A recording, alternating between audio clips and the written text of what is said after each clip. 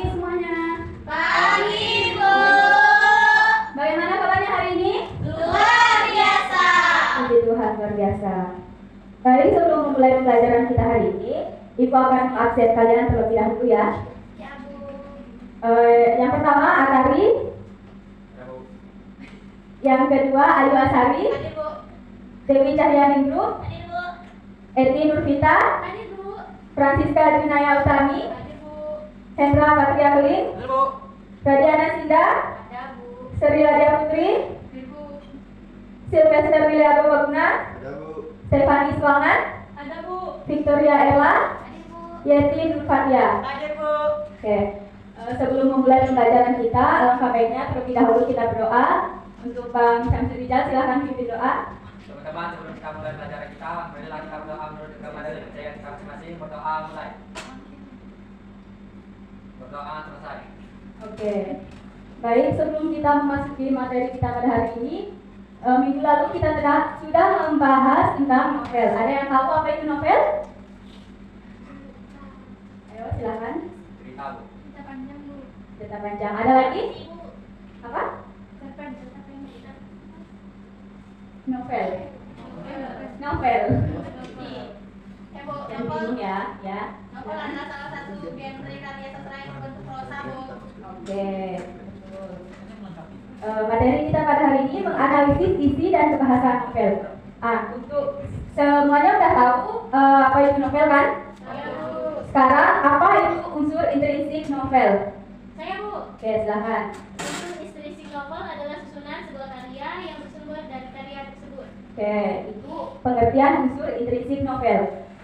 Pertanyaan yang ketiga, apa saja unsur intrinsik novel? Ada yang tahu? Apa Saya, saja? Bu. Oke, silahkan.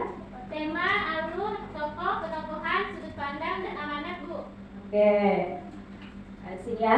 Novel adalah karya sastra berbentuk prosa. Novel juga dapat diartikan karangan prosa panjang yang mengandung rangkaian cerita kehidupan seseorang dengan orang di sekelilingnya. Itu yang dimaksudkan dengan novel. Sini pengertian unsur intrinsik novel dan unsur-unsur intrinsik novel. Pengertiannya adalah sebuah karya yang bersumber dari karya tersebut. Apa saja unsur intrinsik novel itu? Ada tema, alur, tokoh, penokohan, amanat, sudut pandang yang terkandung dalam sebuah novel. Sini sudah paham semuanya? Paham, Bu. Oke.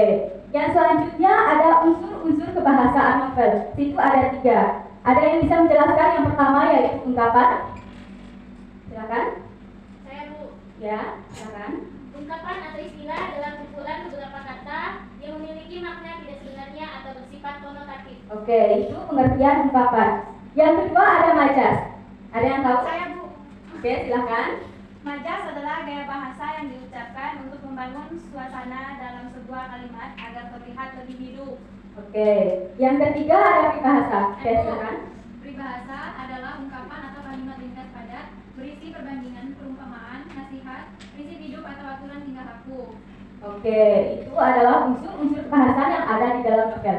Nah, minggu lalu Ibu sudah meminta kalian untuk mencari 2 sinopsis novel. Apakah kalian sudah mencari? Sudah, Bu. Sudah. Jadi untuk minggu lalu Ibu sudah bagi kelompok juga ya. Ya, Bu. Nah, untuk tugas kalian hari ini, kalian membuat unsur intrinsik novel dari sinopsis yang sudah kalian dapat. Membuat unsur intrinsik novel dan unsur bahasa novel dalam bentuk mind mapping. Ada yang sudah tahu mind mapping itu apa? Mind mapping itu sebuah teknik yang menggabungkan otak bagian kanan dan kiri untuk menerima berbagai macam ide baru. Artinya, teknik ini digunakan untuk mengatur informasi dan ide secara visual. Nah, kalian buat seperti ini. Kalian buat sebuah dari memulai dengan kertas kosong, nanti Ibu bagikan dan membuat gambar seperti yang ada Ibu tampilkan sini. Paham? Paham, Bu. Oke. Kelompok 1.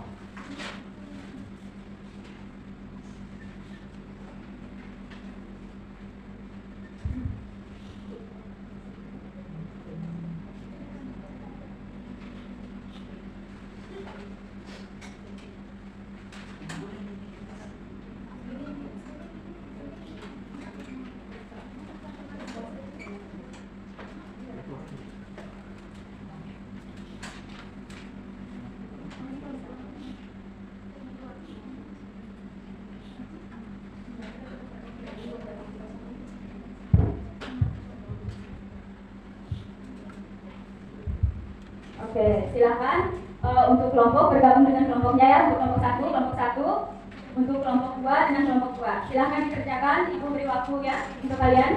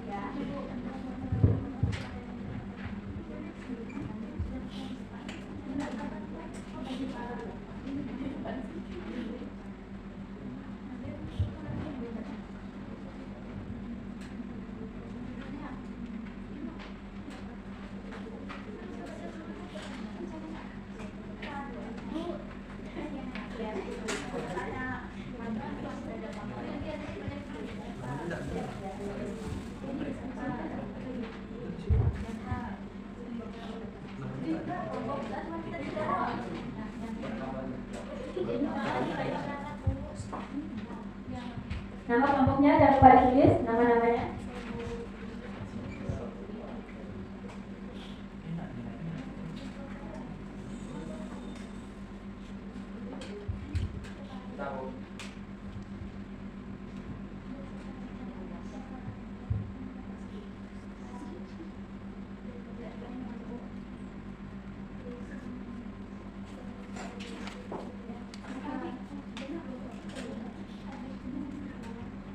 Sudah selesai? Oke, silakan kelompok 1 maju ke depan, baca hasil analisisnya ya.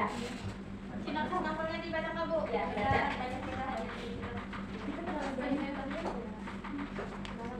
Sinopsis novel Gadis Pantai, karya Pramoedaya Ananta Toeb. Gadis Pantai merupakan kisah seorang anak gadis yang lahir dan tumbuh di sebuah kampung nelayan di Jawa Tengah, Kabupaten Rembang, yang kemudian dalam karya sastra ini gadis tersebut dinamai Gadis Pantai. Suatu hari pada awal abad 20 ketika Gadis Pantai berusia 14 tahun, seorang utusan pembesar di Keresidenan Jepara Rembang mendatangi tempat kediaman orang tua Gadis Pantai. Dalam waktu hanya beberapa hari saja, utusan tersebut membawa Gadis Pantai, kedua orang tuanya beserta kepala kampung mereka ke rumah penguasa tersebut. Sejak saat itu, Gadis Pantai harus meninggalkan semua yang dikenalnya, dapurnya, suasana kampungnya sendiri dengan bau amis abadinya, jala yang setiap minggu diperbaikinya, latar tua yang tergantung di dapur, dan juga bau laut tanah airnya. Gadis Pantai telah dinikahkan dengan seorang penguasa wilayah setempat yang pada masa itu setiap penguasa residen disebut dengan Bendoro. Tidak seperti pada umumnya pernikahan, Gadis Pantai ketika dinikahkan tidak berhadapan langsung dengan calon suaminya sendiri, melainkan dengan sebilah keris. Sehari setelah menikah, Gadis Pantai akan dibawa ke kota, tempat kediaman Bendoro, penguasa yang telah menikahinya yang belum pernah dilihat seumur hidupnya. Sekian sinopsisnya. Kemudian ada unsur intrinsik dari novel Gadis Pantai. Yang pertama ada temanya yaitu kritik pada feodalisme Jawa. Setelah tema ada alurnya maju. Tokohnya ada Gadis Pantai, Bendoro, emak, bapak, kepala kampung, kakek tua, dan Pak Kusir. Penokohan: Gadis Pantai memiliki sifat polos, baik hati, dan tidak sombong. Bendoro sopan, alim, tapi egois. Emak penyayang, bapak keras.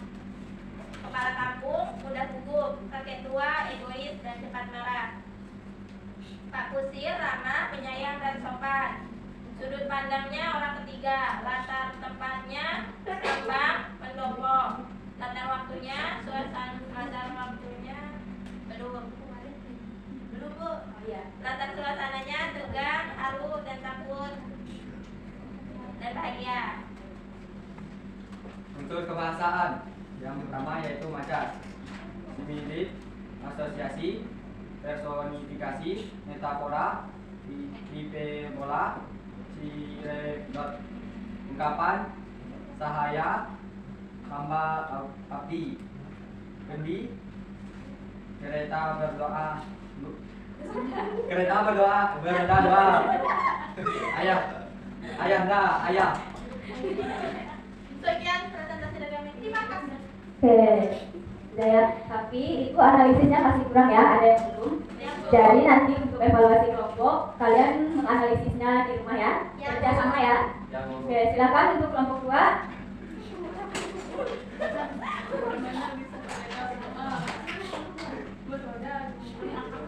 Baik, kami kelompok 2 akan menyampaikan hasil kerja kami, yaitu tentang sinopsis novel Laut Bercerita.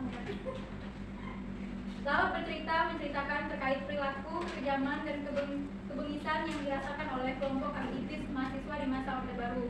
Tidak hanya itu, novel ini pun merenungkan kembali akan hilangnya 13 aktivis.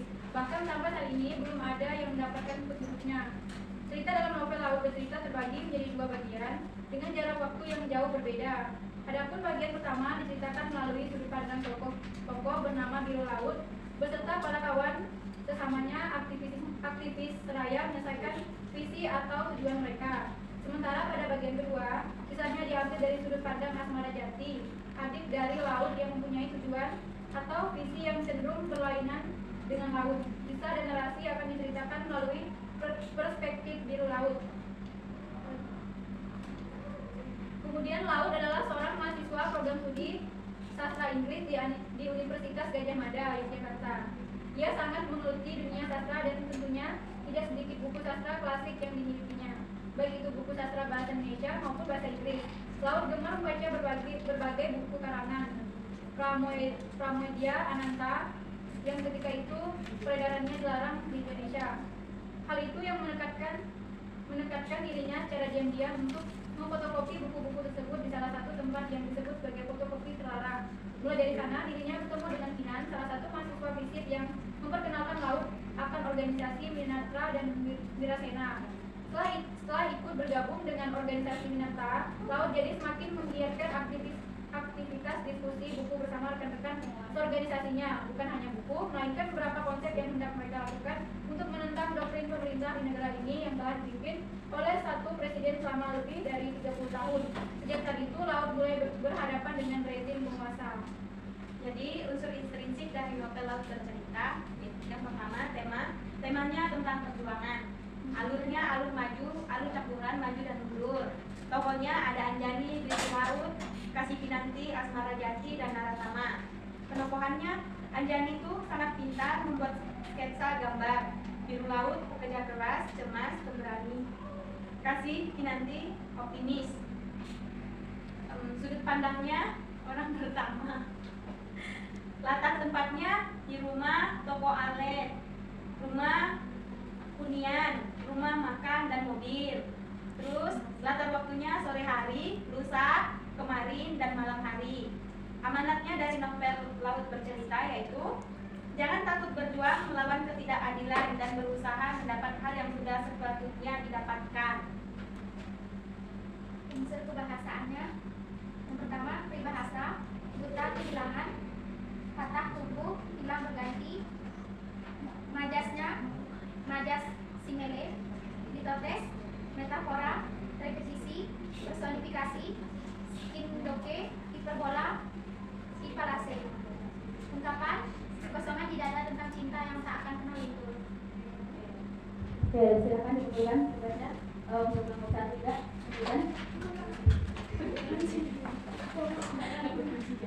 Nah, oke, semuanya sudah paham cara membuat game mapping atau unsur-unsur intrinsik, unsur-unsur kebahasaan yang ada dalam novel?